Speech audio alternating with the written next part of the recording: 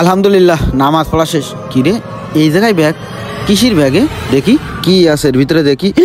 ওরে সর্বনাশ, এর ভিতরে দেখি টাকা।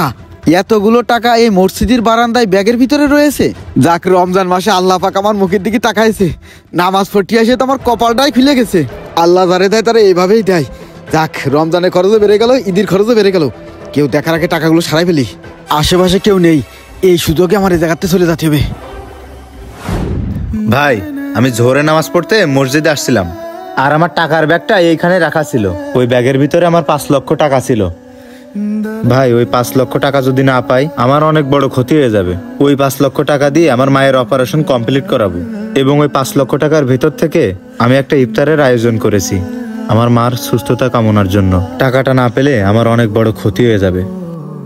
দেখুন ভাই, মসজিদে তো অনেক লোকই আসে, এখন কে বা কারা আপনার ব্যাগটা নিয়ে গেছে এখন এইটা তো আর আমরা জানি না। জোহরের নামাজ পড়তে যারা মসজিদে আসছিল, আসরের রক্তে আবার যখন মুসল্লিরা নামাজ পড়তে আসবে, সবাইকে আমি বিষয়টা জানাবো। আপনি কোনো টেনশন করবেন না ভাই, সবার সাথে কথা বলে দেখি, আল্লাহ যদি সহায় থাকে অবশ্যই আপনার টাকার ব্যাগটা পাওয়া যাবে। আল্লাহর ঘর মসজিদ, এখান থেকে এভাবে টাকা হারিয়ে যেতে পারে না।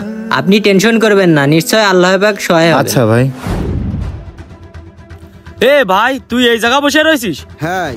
আর ওইদিকে তো একটা ঘটনা ঘটে গেছে। ঘটনা ঘটে গেছে? কি হয়েছে? আর সে কথা শুনিস নে, ওই যে আমাদের খান কাকা জামই আছে না, ও জামই মসজিদে নামাজ পড়তে গেল, সাথে একটা ব্যাগও নিয়ে গেল। ওই ব্যাগের ভিতরে 5 লাখ টাকা ছিল। এখন সেই ব্যাগ নাকি খুঁজে পাচ্ছে না। মানুষ রমজান মাসেও চুরি করে, তাও আবার মসজিদের ভিতরেতে। তুই কি শিওর? আরে ভাই, শিওর মানে? আমি মাত্রই মসজিদ থেকে আসলাম, এ নিয়ে দেখলাম ওরা আলোচনা করতেছে। তুই থাক, আমি চলে গেলাম। তোর বিশ্বাস না হলে যাই দেখে আয়। এই টাকাগুলো তো আমিই নিয়ে আইছি। লোক জানাজানি হওয়ার আগে যে কোনো একটা ব্যবস্থা করতে হবে। তাড়াতাড়ি যাই। ভাই, ও ভাই। ইমাম সাহেব, আপনি? জি ভাই, আমি। আমার ব্যাগের কোনো সন্ধান পেয়েছেন? দেখুন তো ভাই, এটাই আপনার ব্যাগ কিনা? হ্যাঁ ভাই, এই ব্যাগটাই তো আমার।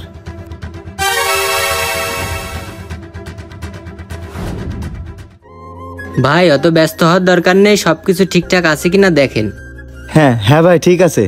তা ভাই, ব্যাগটা কোথায় পেয়েছেন? ভাই, ব্যাগটা আমাদের এক মুসল্লি নিয়ে গেছিল। তাহলে কি হয়েছিল শুনেন। হুজুর, আসসালামু আলাইকুম। ওয়ালাইকুম আসসালাম। কি হয়েছে ভাই, কিছু বলবেন? হ্যাঁ ভাই, বলবো। ভাই, মসজিদে আমি যখন জোহরের নামাজ পড়তে আসছিলাম, তখন এই ব্যাগ সহ এর ভিতরে অনেকগুলো টাকা পাইছিলাম। এই টাকাগুলো দেখে আমি লোভ সামলাতে পারিনি ভাই। আমি এই ব্যাগটা ধরে নিয়ে চলে গেছি। আমি অনেক বড় লোভ করছিলাম ভাই, কখনোই লোভ করা ঠিক না। তারপরেও এখন রমজান মাস, এই মাসে তো কখনোই লোভ করা ঠিক না। এই মাস কেন, কখনোই লোভ করা ঠিক না। পবিত্র রমজান মাসে আমি লোভে পড়ে এই টাকার ব্যাগটা নিয়ে চলে গেছি ভাই। মসজিদের ভিতরে কেউ ছিল না ভাই, আমি একাই ছিলাম। কিন্তু মসজিদ একটা পবিত্র জায়গা আমাদের মতো মুসলমানের জন্য, আর ওই জায়গাতে এরকম একটা পাপ কাজ করব কখনো ঠিক না। আমারে মাফ করে দেন ভাই, আমি অনেক বড় ভুল করে ফেলেছি। না জানিয়ে টাকার ব্যাগটা কার, না জানিয়ে টাকাগুলো কার। আমি তো মসজিদের টাকাগুলো পাই নিয়ে চলে গেছি, কেউ দেখিনি ভাই। কিন্তু আমার আল্লাহ তো দেখেছে। আমি সবাইরে ফাঁকি দিতে পারলেও আমার ওই আল্লাহর আমি ফাঁকি দিতে পারবো না ভাই। রমজান মাসে আমি অনেক বড় একটা পাপ করছিলাম ভাই, আমারে মাফ করে দিয়েন ভাই।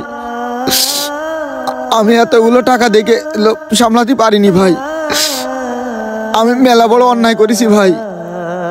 আপনি তো আমাদের এই মসজিদের ইমাম সাহেব, আমার এই কথাটা দয়া করে গোপন রাখবেন ভাই। আপনি তো জানেন মসজিদে কারা কখন আসে, 5 ওয়াক্ত নামাজ পড়ে। হয়তো কোনো এক ভাইয়ের এই টাকাগুলো উনি নামাজ পড়তে এসে ভুল করে রেখে চলে গেছে, আর সেই টাকাগুলোই আমি নিয়ে চলে গেছি।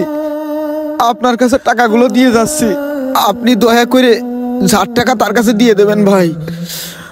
আর ওই ভাইরে বলবেন আমারে মাফ করে দিতে। আমি অনেক বড় অন্যায় করে ফেলেছি ভাই, অনেক বড় লোভ করে ফেলেছি। আমার মতো এরকম লোভ যেন কেউ না করে ভাই। কখনোই লোভ করা ঠিক না। লোভী মানুষকে আল্লাহ ধ্বংস করে দেয়। এই রমজান মাসে আমার মতো এরকম লোভ যেন কেউ না করে। ভাই ব্যাগটা রাখেন, আমারে মাফ করে দেবেন ভাই। আমি অনেক বড় অন্যায় করে ফেলেছি। যার টাকা তারে দিয়ে দেবেন, তারে বলবেন আমারে মাফ করে দিতি ভাই। আমি এরম ভুল আর জীবনে করব না। আমার আল্লাহ আমারে মাফ করবে না। যার টাকা উনি যদি আমারে মাফ না করে, আপনি তো আমাদের মসজিদের ইমাম সাহেব, আপনি আমার এই কথাটা গোপন রাখবেন। যার ব্যাগ তারে দিয়ে দিয়েন ভাই, আপনি আমারে মাফ করে দিন। মইনুল ভাই তার ভুলটা বুঝতে পারছে। আল্লাহ পাক তাকে হেদায়েত দিয়েছে, বিষয়টা আমাকে গোপন রাখতে হবে। তাহলে শুনেছেন তো ঘটনা কি হয়েছিল ভাই? হ্যাঁ ভাই, শুনলাম। উনি আসলেই অনেক ভালো মানুষ। হ্যাঁ ভাই, উনি আসলেই একটা ভালো মানুষ, যার কারণেই আপনি আপনার ব্যাগটা ফিরে পেয়েছেন। শোনেন ভাই, মানুষ লোভে পড়ে অনেক কিছুই করতে পারে। শয়তানের ধোকায় পড়ে মানুষ এর থেকে অনেক বড় পাপ কাজও করে। উনি শয়তানের ধোকায় পড়ে এই কাজটা করে ফেলেছে। আপনি যদি উনাকে মাফ না করেন তাহলে আল্লাহও কিন্তু মাফ করবে না। ওই ভাইটাও ভুল করে ফেলেছে, আসলে উনি লোভে পড়ে কাজটা করে ফেলেছে। আপনি তাকে মাফ করে দিয়েন, তাহলে আল্লাহও খুশি হবে। শয়তানের ধোকায় পড়ে মানুষ নিজের অজান্তেই অনেক রকম ভুল করে থাকে। দুদিনের এই দুনিয়ায় আমরা লোভে পড়ে দিশেহারা হয়ে যাই। মনে রাখবেন, লোভ আপনার ধ্বংসের কারণ হতে পারে। কখনোই লোভ করবেন না। লোভী ব্যক্তিকে কখনোই আল্লাহ পাক পছন্দ করেন না। ভিডিওটা ভালো লাগলে অবশ্যই শেয়ার করে দিবেন। ধন্যবাদ।